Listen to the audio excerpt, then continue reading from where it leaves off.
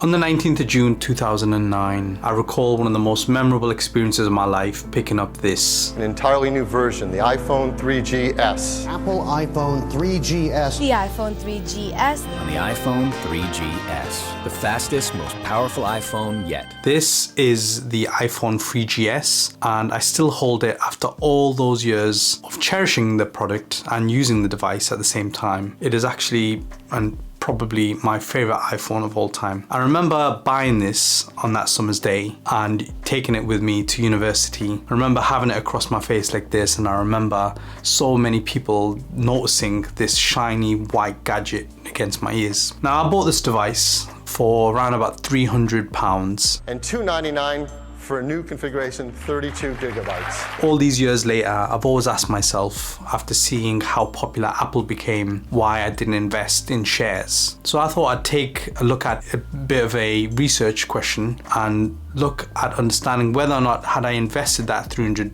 or $300, should we say, into Apple shares, would I have seen a much better return than what this phone is valued today. This phone today is only valued at around £50, so it's not really worth a lot. Now, if we go back to June 2019, Apple shares at the time were trading at around about $49. But what I can say is today, they're actually trading at around $176. So if I invested my $300 into Apple shares today, they'd be worth just over $1,000. So it goes to show that if you invest in big brands which have a huge following, you can actually do really well, especially on the stock market. And big brands like Apple have a gravity around them where people are naturally attracted to the latest gadgets, and they want to be seen as part of the brand, as part of the brand image, as part of the fashion, as part of the buzz and the hype and the excitement. If you look at Apple today, they're still selling millions and millions of new iPhones. So looking back to my very first purchase of this phone, do I regret buying the phone?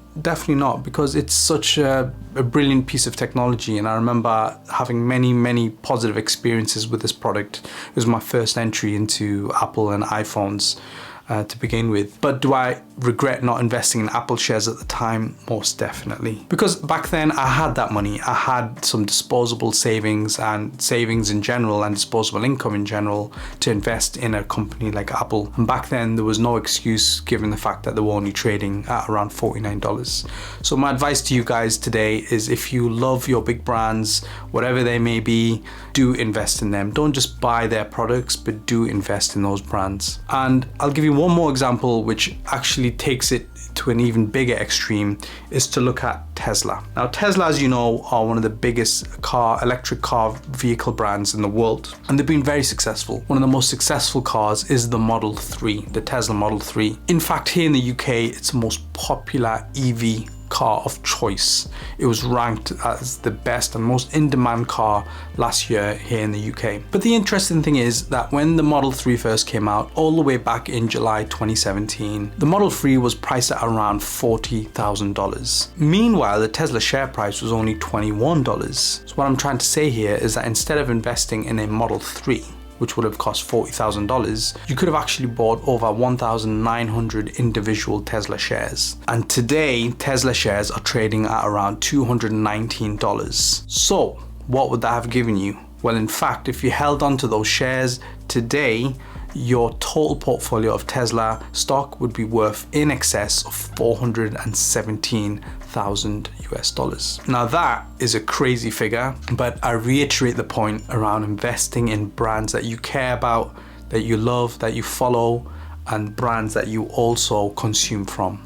So thank you, Apple, because I managed to finally invest in some shares, and today I'm proud to say I'm an Apple shareholder, and I genuinely believe that their share price is going to continue to grow, and Apple continues to go from strength to strength, and I'm sure will continue to do so for many more years to come. So guys, I hope you enjoyed the video. Do like, follow, and subscribe. I hope to see you on the next one. Take care. Bye.